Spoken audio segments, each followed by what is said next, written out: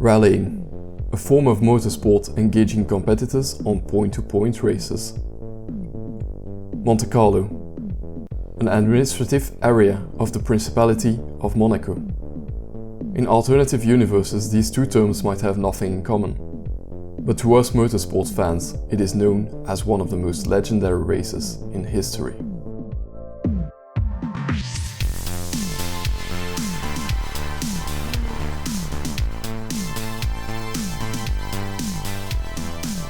The Monte Carlo Rally has a history that very much mirrors that of motorsport as a whole. Evolutions in the automotive industry have shaped this legendary race into what it is today. The Monte Carlo is to this day the oldest rally still in existence. The first edition in 1911 was much more of a way to advertise the little city-state of Monaco to the influent people of that era than an actual sporting event. Over the years, cars got quicker and rules changed. From a way to show off wealth and have something to talk about in high society of the 20th century, the Monte Carlo became one of the toughest events on the motorsports calendar. Cars got quicker every year and drivers had to use all of their mastery to conquer the twisty mountain roads that comprise the Monte Carlo Rally. This quest for speed resulted in the legendary Group B category that ran the Monte Carlo in the 80s. To achieve this incredible show of performance that was Group B, drivers and spectators' safety was put on the line. Group B is no more, but modern rally cars are at a point they are even faster than the legendary Power Beasts. The legend is still intact. One thing hasn't changed since the Monte Carlo's inception in 1911 though, and that is that the Monte Carlo is always held in January. That brings with it snow and ice, making this race very unpredictable for the driver. Hi, my name is Scott and today I challenge myself to see how hard it would be to win the Monte Carlo Rally.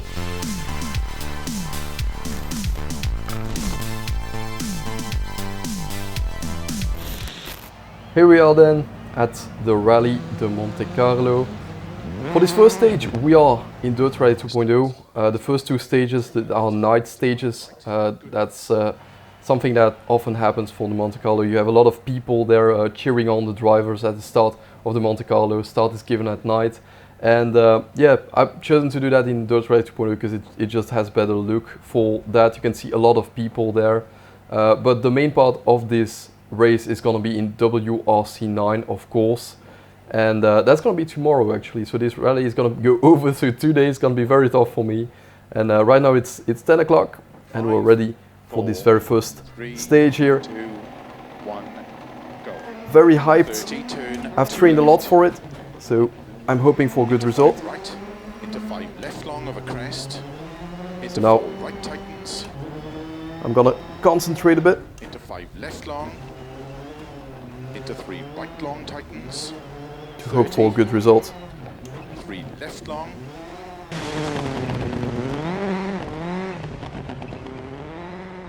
While I'm trying to set a good time for the first couple of stages, let's talk about this event's format. In real life, this rally lasts 4 days, with the first day being Thursday, where traditionally a couple of night stages are being held. This is great to get into the mood for the rest of the rally and gives a great opportunity for the crowd to get acquainted with the competitors. This being the first rally of the season also means that it's an important first leg to get to determine who managed to keep their pace from one season over to the next one. Since these first stages are often run at night, it makes for some amazing looking shots and a lot of fans gather together to watch this awesome kickoff to the season. These night stages are short in comparison to the other days of the rally, but the night adds a level of difficulty for the drivers. In total this year the competitors are going to run over 257 kilometers divided over 14 timed stages. For our little experiment, I've made us a plan for 12 stages, 8 on WRC9 and 4 on Dirt Rally 2.0. This will give us a total of about 125 kilometers of special stages, run over 2 days of competition against the AI. If I've learned anything during the filming of this episode, it is that 1, I kinda struggle at night, and 2, I'm really not that good at dealing with ice patches. After the first stage, I was sitting 12.8 seconds behind. And although by the end of the stage I kinda got into a rhythm, stage 2 was Well, see it for yourself. Opens into 6 right, 100. I want to park. I don't want to park there. Keep going. 4 right long, opens of a crest, caution, tightens 2 right, into 1 left.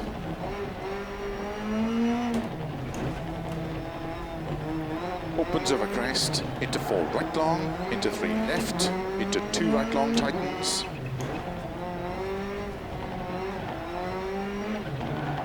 Into 2 left, keep right over 120. Over finish, 4 right long, to stop. Well done. There we go, we did it. We survived the night stages. New day, same rally. We've got 80 kilometers in WRC9 today. That's going to be the bulk of this rally. Really hyped for this. We've got some time ahead to close the 22 seconds deficit we built up yesterday, unfortunately. But this is, most of it is tarmac, so normally that should be my strong suit. Let's try and see how we'll do. 50, flat right into tunnel, 30. Caution, right 5, keep in, brake, into left 3, short, 30, left 4 short, into right 4 short, 30, left 5 long, tightens, into right 5 short, brake, for junction left, into right 4, narrows, and right 4 tightens, into left 4 short, 50 over crest, left 4, 50, left 6 short, into right 3 short, 20, right 4, into left 2 tightens, into right 3 short, into left 2 short, into right 4, keep into left 2 short, narrows, 20, kinks into right 3, into left 2 tightens, into right 3 opens. This first stage in WRC9 gave me a chance at redemption from the evening before. The backdrop for this stage was very much changing. It started with some open roads, then we went into small village roads, and then up the mountain. I had to adapt my speeds, but overall the confidence was there. The tarmac was smooth and snow and ice were kept away from the racing line. I pushed hard and made a small mistake, which overall cost us some time. Into flat left, 100. Left 4 short, 80. Oh no!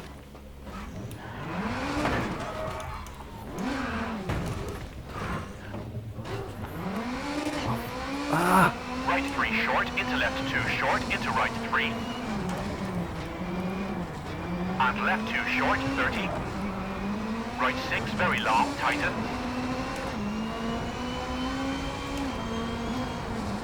Into flat left, tighten. Into left 4, narrow. In the end, I still managed to finish first with 4/10 to P2. But this battle was gonna be fierce, and if I wanted to win, I would have to give it 100% focus. For stages 4, 5 and 6, I was, I believe, at the peak of my performance during this rally.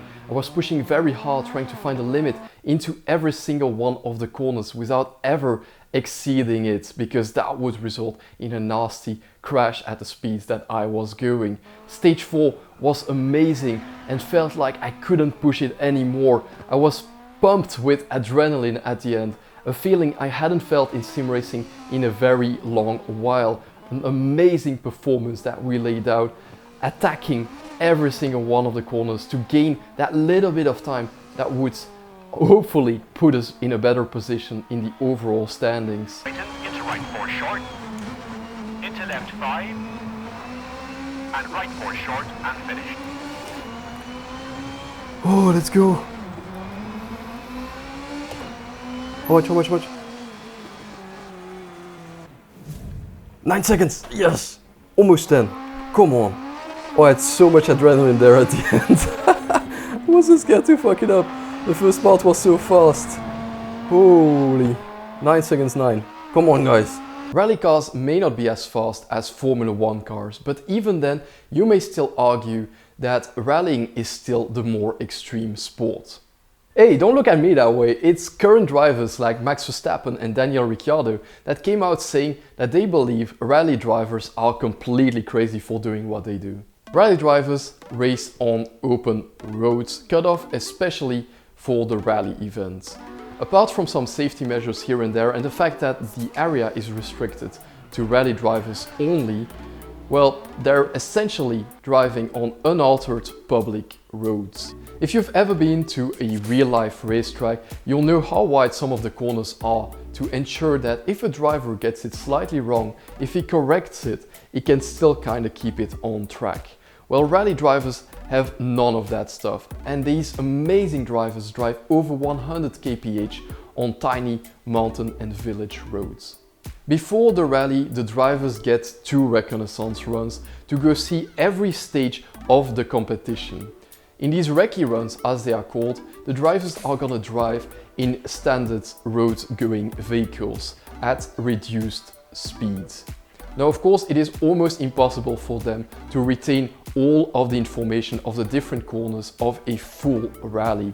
So they have a co-driver to help them to get some notes on where the next corner is going to go. Essentially, rally drivers never train before the rally and they have to compete at full speed during the rally itself without any preparation. To be a good rally driver, you need to constantly focus your attention from listening to your co-driver's calls to applying that straight away in a fraction of a second on the roads. You need 100% focus, otherwise you will end up in a tree. 30, left 3 opens. Into right 4, into left 3 short. And right 4. Into kinks. And crest into right 5 tightens. Into left 5 80. Caution, junction right into left 4 long tightens. Into flat right. And right 4 short 30. Right 4 short. Into kinks 50. Brake, hairpin right into flat left. Stages 5 and 6 were the ultra stages, the very long stages, the 2 longest stages of this rally. Both were 20 kilometers in length and they were put right behind each other. It was a very big challenge for me as I wasn't sure I was gonna be able to keep the car in one piece. But somehow I managed to bring the car home and make only some very minor mistakes in some little corners. In a way, I was in a state of flow. I felt as if the car was part of my body and I managed to go from beginning to end, laying down an amazing performance and ending up 49 seconds ahead of the guy in P2, not only exceeding the disadvantage we had made in Dirt Rally 2.0, but going so much further into this performance. Oh, hi there! You're probably wondering why I am driving so slowly right now, and I'm actually trying to follow, well, traffic guidelines and road safety laws. Well, there is something in rally called liaison stages, and I wanted to illustrate this by doing this little part in Assetto Corsa, still with the same car though. It's great that this car is represented in both Dirt Rally, in WRC9 and in Assetto Corsa. And I would like if the fact that this car was everywhere was the reason why I chose this one. But anyways, that's beside the point. In the early 20th century until the 1950s and maybe even 1960s, a lot of races were organized on open public roads and the public was still allowed to access that road, which is something completely crazy to think about nowadays. But that meant that races, rally races, or the early rally races, the proto-rally races as you would call them, they just went from one place to the other. So for example, Paris all the way to Monaco was the earliest version of the Monte Carlo that you can think of. And well, people didn't care. They just went from one place to the other because for one, there were no traffic laws back then. And for two, well, cars just weren't that fast. Nowadays cars are a lot faster and there needs to be some kind of safety features. So to circumvent that, but still have a point-to-point rally, organizers, they use a liaison stage, which is basically an open road where they drive the normal speed limit. Actually pretty crazy when you think about it, but that's just how it is. You gotta get your car from one point to the next, and that's just the way to do it. But anyways, Let's go back to the competition and see how good I'm doing in this last leg of the rally. Caution, right 4 narrow, into left 5, open long, 100, short, into right 5 short, 50. And right 6 tightens 4, into left 2, into flat line at junction, 60. Right 4 short, 50. Hairpin.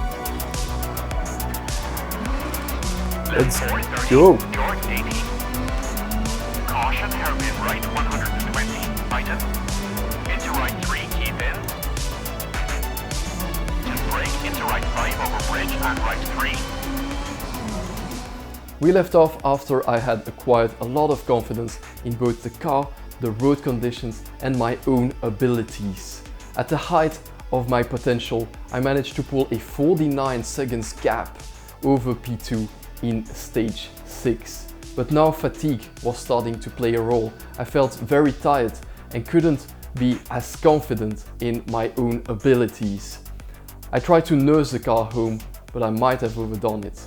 Stage 8 and our lead is only 37 seconds anymore. With 3 stages left in this rally, 1 in WRC9 and 2 in my nemesis, that is Dirt Rally 2.0, it started snowing. One thing was for certain. Even with that huge gap that we had created, we were still not certain to finish in first position. And with visibility diminishing and 2 stages full of uncertainty in Dirt Rally 2.0, it would take all of the knowledge I had acquired during my training to still win this challenge. We came into the penultimate stage of this rally with a 35 seconds gap, but unfortunately we had lost almost half of that by the end of that first stage in Dirt Rally 2.0. So in the end, whether we win or lose this challenge will all come down to the very last stage. Go. 30, 3 left long, tightens, into 3 right long, opens, 80, left long, opens, 50, 3 left long, tightens through tunnel, 4 right, into 3 left, extra long, tightens 2 long, right, 4 left and 3 right, caution, 4 left, tightens of a crest, into 5 left and 4 right, caution, 4 right, 4 left, extra long, 50, 5 left long, 30, Looking good. Just gotta bring it to the line. into 6 left, 30, 4 right long, opens, 30,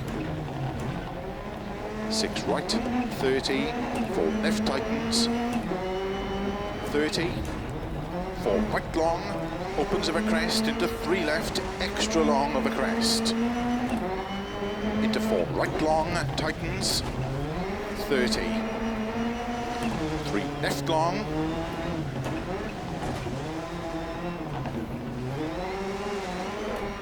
into 4 right long, into 4 left long of a crest, into 5 right long, into 6 left, 30, 2 right tightens, 30, over finish, turn 4 left, Let's go! stop. Well done. Come on! Woo! Stage finished. We just Well done. won the Monte Carlo, guys. Yes, even with this, yeah, that's 5 seconds. Come on, they couldn't get us. Yes. 12 stages, 120 kilometers of special stages, so many corners. And at the end of the day, we freaking made it, even though this says we're fourth. That's just in Dirt Rally 2.0. Before that, we had another vacation. We've had highs, we've had lows, but in the end, we won, and that's all that counts. Thank you so much for watching this video. If you're still here at this point in the video, I do believe you enjoy off-roading, and I would suggest you check out the BeamNG Drive video with it, where we drove in the tundra, went over some crazy jumps and saw how much damage we could make. A little bit more of a fun video, but still a very nice one. I thank you all so much for watching. Make sure to subscribe and ring that bell to not miss any sim racing content in the future, and I'll see you space races next time. Goodbye.